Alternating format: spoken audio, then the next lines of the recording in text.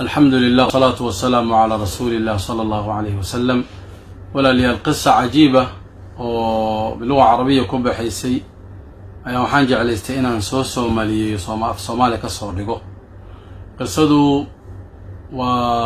وقد قرينين لحدين جرسدي مركا كنين قران هو أها مركو حسمي مالما كمدا إنه ورقد سوق هذي أيوه وحسك قرقري وحوكها لي آخر سنة حياتي وحي صومري مركاس لوينا مركاس والله سنة كان وحي صومري حنون إنع مرارة إيقا داعي ومدبدا الاسبتال ولا جيفي حنون كسبب تيسا وقري وحوكا لو قري إنو اللحدن جر ونقضي وشقدي صدا سنة وكسو شقينا laga soo finishay laga soo mamnuucay wuxuu kala qoray wiil uu dhalay oo kulliyada tib kulliyada caafimaadka imtixaankii u dambeeyay ku guuleysan waayay sabab taraadeeda oo wiilkii shil gaari uu la dhacay shil uu galay marka isbitaal uu galay marka muddadii imtixaanka la gali lahaa sababtaasi iyo muraajacadii iyo ka gaari waayay haddana qoraalku ku soo daray ورقد آخر كذا وحقوق مركا يا لها من سنة سيئة يعني سنة كان الله سنة حن أها سنة إصابة سنة وقوحما إصابة مريوي وقوق ورقدي إلهي أمر كيس قاود حاسك وقبي أيو حقرك تغضي وحنو أمرك سنة يعني ماشي اللي جرى يقرويسي وبعد قليل وحقرك ورقد أكتيس تعالو وحقوق القريين ورقدي أخرسي قصة هذا عن أيدين شيء bay أخرسي لنعي بعدي ورقدي قدسي ورقد كلا يقرط أيضا ورقدي وقري كترجميس لكن قف كنا الله شمرك وصامره وناك يو حمان فرحد يو مروجة وحس كل حاجة صامريس أدون كان تنجوبته هذه الدون ما أنت أدون كان وحوي أيضا لمبا يوم لك ويوم عليك ما أنا ضايس كلام عنه وحوي أنا ولولي هاي ورقدي مركي قد يسوي حال هذا زوج الحبيب وحاكو صومالي هذا السنة كان حنون بن عمرارة كاغا دعاي ودي من قولي ماشي مراي كاغا دعاي ودي دبات بدن لك ولنتي لكن إلهي فضل جيسا وكعاف ما دي حنونك وككعدي وحال لحدا جل وحوال لحدا جلستي هذا شقدي لحدا صدن سنة سوهيسي تقاعدت كسو قادتي وحالقوا لها اسكنسو صاد اوهشو جانس راحة ايوه مؤلفات كاغي وحيابيها السو قرتي انا دب ومراجعي سيدو اسكنست تقولي اسكفلي ستيد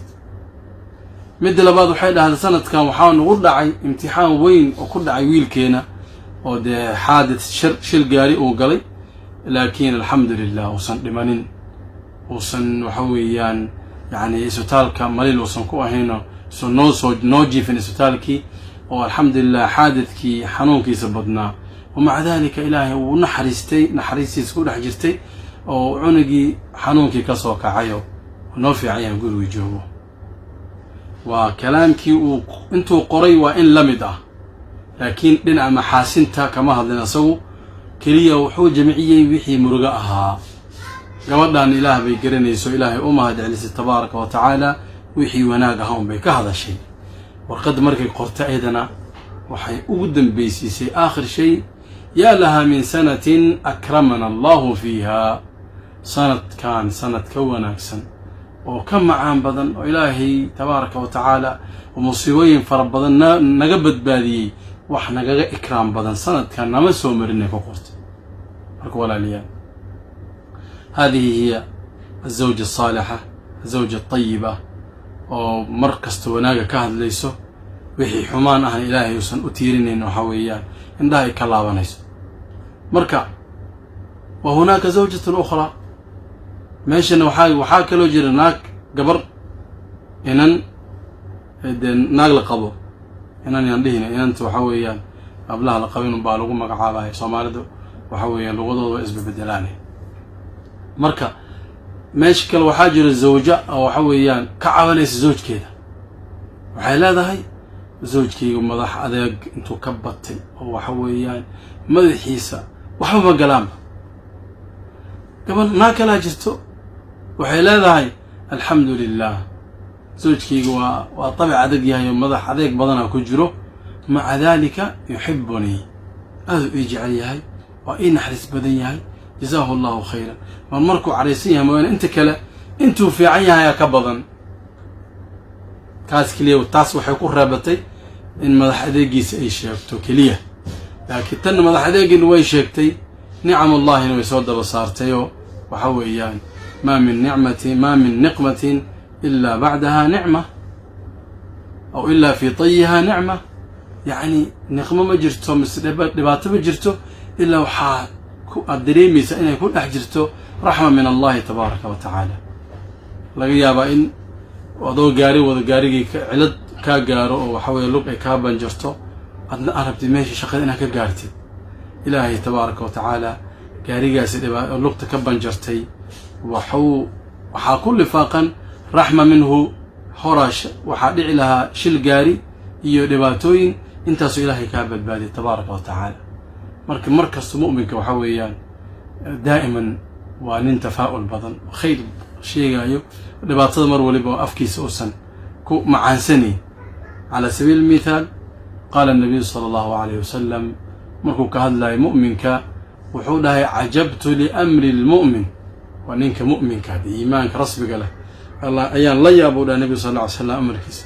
ina amrahu kullahu khayr maba khasaaraba mu'minka in asaabathu daraa dhibaato hadday qabato sabr alxamdu lilah uleyh wain asaabathu saraa arrin farxad leh oo nicmo leh hadday soo gaartana wuxuu leeyahay ilaaha mahadle tabaaraka wa tacaala walaa yakunu lidalika ila lilmu'min aw kama qaala calayhi salaatu wasalaam arrinkaasna uma suurogalayo ilaa qofka mu'minka oo iimaanka leh mooyaane wakadalika min altaqwa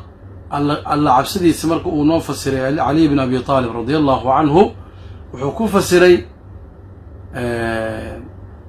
alqanaacatu bilqaliil min altaqwa wax yar inaad ku qanacdo in ilaahay ka cabsigiisa ay ka mid tahay saas daraaddeed walaalayaal yani jaanibka fiican ka fiirino xumaanta waxa weeye mar waliba aan iska qarino qofka waxaad arkaysaa qofaa wuxuu leeyahay beyti dayiq gurigayga ciriiri waaye meel lagu kala nasto ma laha mid kale wuxuu leeyahay alxamdu lilah haddaaba guri meel madax dhigta aan helay waa ilaahay mahadiye tabaaraka wa tacaala kan weyn wuu iska imaan doonaa marka labadaas waxay ku kala baxeen ninkan ilaah u mahdi celiyay tabaaraka wa tacaala ilaahay markuu mahadiis u arko wuxuu leeyahy rabb alcaalamiin lain shakartum la aziidannakum ninkaasi waxaa hubaal ah in guri weyn ku qanci doono ilaahay uu siin doono kan ilaahay dacwada ka ahoo waxa weeyaan guriga xumaantiisa ciriirigiisa keliya ka sheekeynayana waxaa laga yaabaa kan ciriiriga oo guriga yarba inuu waayo ama inuu caafimaad ku heli waayo gudihiisa ma garata walaaliyaal marka watan nebigu markuu sheegaya sal alla alay wasalam si aan u ogaano ilaahay nicmooyinkuuna siiyey wuxuu naga reebay inaanan fiirinin dadka naga xoolo badan ama naga qurux badan ama naga dhaqaalo badan ama naga awlaad badan inaanan fiirinin bal aan fiirino dadka naga hooseeyo adaga haddaad ka cabaadid inaad caruur la-aan aad tahay waxaa jira nin aan xataa wuxuu ku guursado uusan lahaynoo lacag dhaqaalo uu lacag naag ku guursado xataa uusan gacan ku hin haddii oroosaad ku jirta ama waad guursatay ama xaaskiya kula joogo walilahi alxamdu walminna waxaa laga yaabaa inaad yacni majarato qof oo adiga waxa weeyaan kaa xoolo badan adigana dakhligaaga mise dhaqaalaha ku soo galaya dhaqaalo yar uu yahay laakiin ninka dhaqaalaha badan haysto markaad dhex gashid caafimaad la-aan iyo waxa weeye dhibaatooyin fara badana iska haysto adigana waxaaga yowmi waaye wixii maalinta ku soo gala unbaad iskaga nooshahay laakiin nolol macaanaad ku jirtaa waman yacmal min alصaalixaati min dakarin aw unthaa wahuwa mu'min allah wuxuu leeyahay falanuxyiyannahu xayaatan طayiba waxaan noolaynaynaa uu leeyahay tabaaraka wa tacaala xayaato macaan oo wanaag badana noolan ayaan siinaynaa uu leeyahy rabb alcaalamiin marka dadkii fiicnaa ugu horeeyay nabi maxamed calayhi salaatu wasalaam dad ka macaan badan ama ka xayaato wanaagsan adduunkaa ma soo marin mana soo mari doonaan diyaaradana ma jirin dee waxaa weyan qofkii uu dhaqaalo badan ayaa farda haystay dee fardaha marka la fuulaayo raaxadii dee baabuurtan dhaankurusyada la saaran yahay iyo baabuurtan qurux badan la saaran yahay kuraastan fiican lagu fadhiyo ma jiri jirin marka maca dalika xayaa tayib uu noogu tilmaamay allah tabaaraka wa tacaala marka xayaatada tayibka macaanka ah waxaa la ogaaday tan ay ka buuxdo shukru nicma ilahay nicmadiisa la shukriyo ilaahay loo mahad celiyo wax yar lagu qanco xayaa tayibad loo sheegaya rasmiga ah waa taa ma ahan baabuur fara badan iyo guryo waaweyn qusuur ah iyo yacni wahlo moojaro waxyaabaha nagu soo dhaadhacayo markaan sheegayno ama ka sheekeynayno adduunka iyo axwaashiisa marka waa tan nabigu markuu noogu tilmaamay sal alla alay slam inaan fiirino qofka naga hooseeyo saan u ogaano qiimaha iyo nicmaha ilaahay oo na siiyey tabaaraka wa tacaala marka baaraka allahu fiikum intaasaan jeclaystay inaan soo soomaaliyeeyo wassalaamu calaykum ورحمة الله وبركاته.